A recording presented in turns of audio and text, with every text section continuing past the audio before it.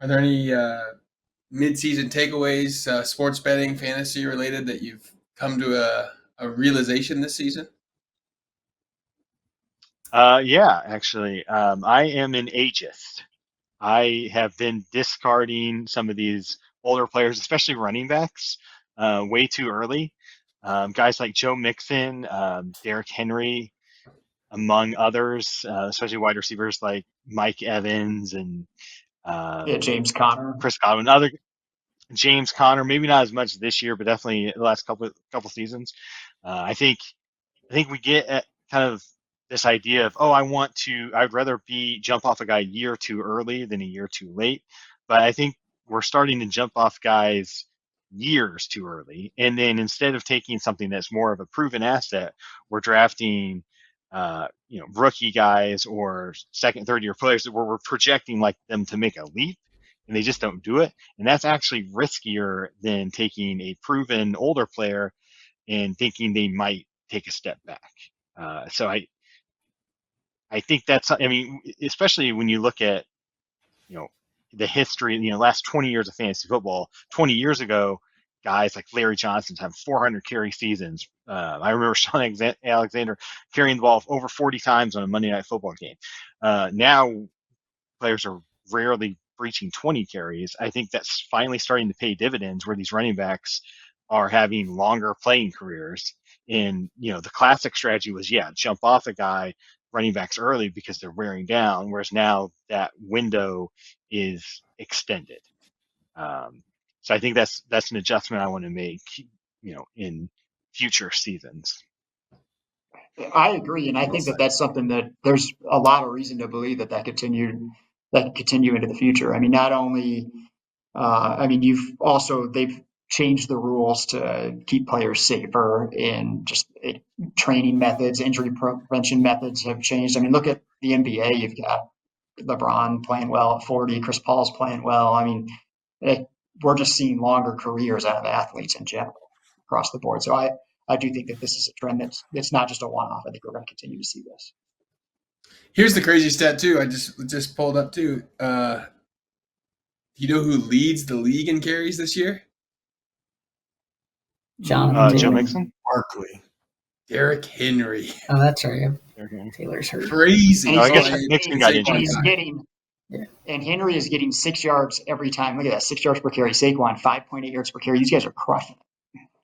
Yeah. Those two top guys right Oh, there. A lot Kamara's of, another guy that yeah. I wrote off like 2 or 3 years ago, and he's out there having Yeah. another really good A season. lot of the YouTube fantasy football experts all offseason were telling you avoid Derrick Henry, avoid Barkley. They're old. They're switching teams. This, that, blah, blah, blah, blah, blah. Instead, take these wide receivers like Marvin Harrison Jr., who is talented, but like you said, Zach, you're taking a rookie that we've never seen play before over these guys.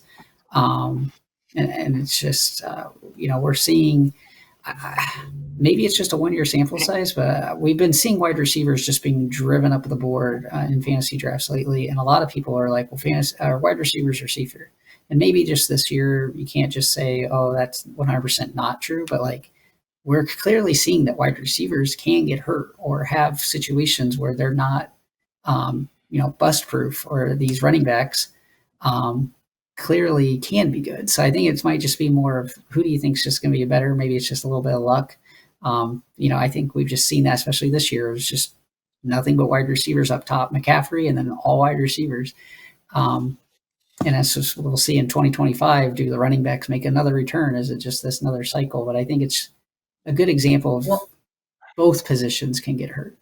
I do think there could be I'm some not sure research. that. Go ahead, Zach. Yeah, there's definitely some research that we could do, but I don't think this is like the first year that I've noticed this. I mean, last year, um, James Conner had a really good season. He's a guy that I didn't want to touch. Aaron Jones was a guy that I traded away in Dynasty a couple of years ago, thinking that, trying to predict his demise, AJ Dillon coming in.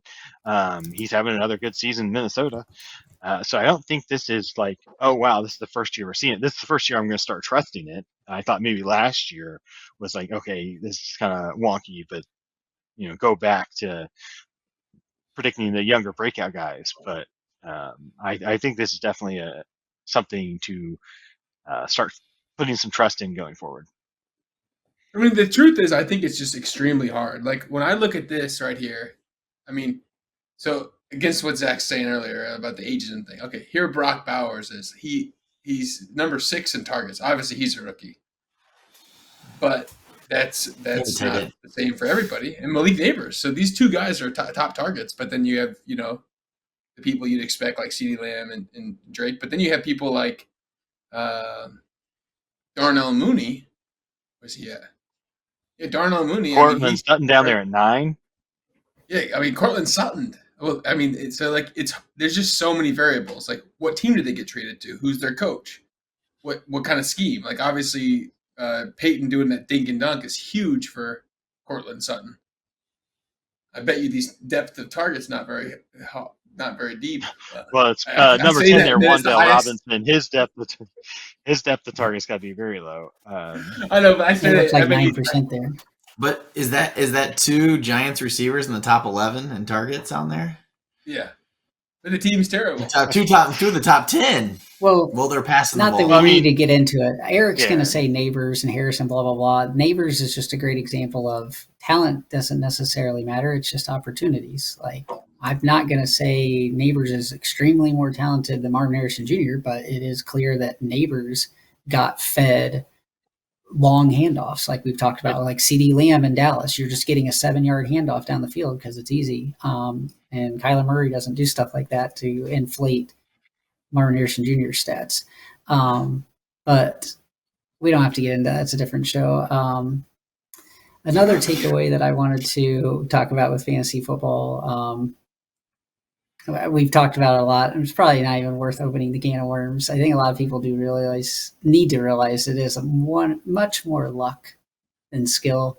Even when things that we say, we act like we know what we're talking about, but we can't predict everything. So I try to, from a mental standpoint, not invest so much emotional energy into something that I can't control. But I think we've seen it this year. This injuries, you can't do anything about it. Rashee Rice is a great example. Like, everybody was loving that. You got a great deal on him. He lasted 1 month, gone. It's just expired. I would say we don't have to really get into it because it's probably just to make people mad. Another thing I would say is identify the teams. Identify the teams that are going to score points. Like, there's other stuff better than this. Yeah. Something else we can talk about is identify the teams that are going to score a bunch of points. Like Marty, we're in a league where Marty has Goff and St. Brown and Gibbs. You have them all. They score 50 points every week. You're just scoring 1 million fantasy points. You can't 100% know what offense is going to do that, but a lot of people did think the Lions were going to be really good. They have a whole bunch of home games. Even when they're on the road, they're playing in domes and inside. It's just set up really well. I think that's another strategy that maybe moving forward I'm going to really hone in on and just stack. I don't even get who cares if you start this draft with St. Brown and Gibbs, right? If they're on the same team, they're going to score 1 million points. They're going to get there. So maybe just being more cognizant of that, of drafting, players, if it's a tiebreaker, to pick the better offense, not maybe who you think's the better talent. Well, I definitely agree with the whole talent thing. I definitely put too much weight in on who I think's more talented versus the situation. But I will challenge you a little bit on the picking players on a good offense idea, because ideally you do want to pick players who are on the best offenses. But in what our main league, I have Devontae Smith, good offense. Jameson Williams, good offense. Jordan Addison, pretty good offense. These are all like number 2 wide receivers. In some games, they just get ignored, where they're not getting the targets because AJ Brown gets the targets, or Amon-Ra St. Brown gets the targets, or Justin Jefferson gets the targets. So sometimes and this is one of my points with George Pickens earlier, in our preseason show, and why I like George Pickens, even though he was on what we thought was going to be a bad offense. Sometimes the volume of targets is worth more than like a smaller amount of targets on a better offense. So it's kind of, it's I don't think it's as easy just to say, oh, I want guys on the Lions, I don't want guys on some other worse offense. If the volume's there, then that could still be a better pick, just because some of these, like peripheral outside receiver, number 2 receivers just have some really bad games. Yeah, it really comes down to how lucky you are at identifying what offense is going to be elite this year. Like the Lions. The Lions were even the offense you wanted last year. So it's really back-to-back years. You just wanted Lions, and you can't, like you said, the Eagles have a good offense, but we've seen this kind of before with the Eagles where they score points, but it's usually on the ground. I do know that the Eagles, for most of the season, were like the worst scoring offense in the first quarter. So there's a whole 25% of the game where they're not doing anything. But no, I mean, I think we're both right, Zach. Like you said, you can't ignore everything. You got to look at opportunities. It's just really difficult to really know what these coaches are going to do. And what's Is it going to more come difficult out. to do that or predict what offense is going to be good? Because I would have thought that Philadelphia is going to have one of the better offenses this year. And I think their offense is fine. But Devontae Smith's had some tough weeks recently. Yeah, well, I think The thing is, he doesn't throw the ball. but- That's the truth. Yeah, I think the thing with the Eagles, they they just run the ball. And like all of their touchdowns are runs, and if they do throw one, it's probably going to AJ Brown. That's probably just what's hurting. Yeah, I mean, that's Smith just my point. Yeah, obviously, if you get Saquon Barkley or AJ Brown, that's great. But you have to take those guys in the first round. Same with Amon-Ra St. Brown, Jahmyr Gibbs. You're not getting those guys past round 2. These high usage players, they're on these awesome offenses are definitely what we want, but they're all going in the first, second round. If you want to get like the number 2 wide receiver on a good offense, you can get that later.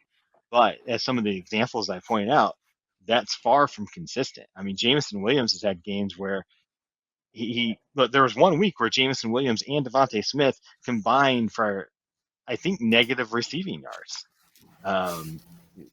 So some of these number 2 wide receivers in really good offenses just are hard to trust.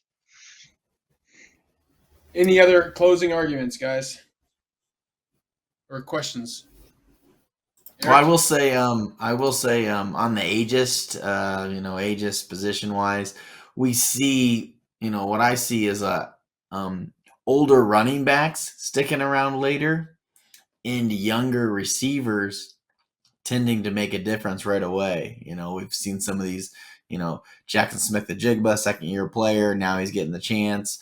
Malik Neighbors, Marvin Harrison Jr., Brock Bowers, some of these younger in the receiving options making a role right away when some of the younger running backs aren't getting that chance. They ain't getting that opportunity. Benson is a running back that we thought we'd have get some opportunity. No, the veteran's staying in place, and as long as there's no injury to that running back, the older running backs are running away with the job. It's good observation because it used to be the opposite of that. It did, and literally the entire list of rookie running backs busted this year, all of them so far. Yeah. And maybe that's not their time for 2 or 3 years once some of these guys are really losing a step at running back. It's correlated, right? Derrick Henry at 35 years old, still out there crushing it, Maybe we'll see. I think he's only like 28 or 29. I don't know. Well, maybe he's got another Derrick 5 Henry, or 6 I think years. he's going to be 31 this year. I think he's going to be 31 this year. Okay. He said he's going to play to the same age as Tom Brady. Yeah, he said he's going to break Tom Brady's record. Well, he'll still be 6'3", 250, maybe 260 or 70. That's he's going to go to Tampa Bay and win a Super Bowl there. All right, guys, let's move on to the crystal ball bust of the week. Unless you have something, Eric. You have something. Another thing that's for this year, I wanted to see how the kickoff returns kind of maybe played a role, and if they, help some of these receivers or running backs maybe become fantasy relevant that had no fantasy relevancy. But that's not really the case. We just don't see a lot of kick returns or anything making any difference with the rule change versus where it was and where it is now. I think they'll change that next year too. All right. But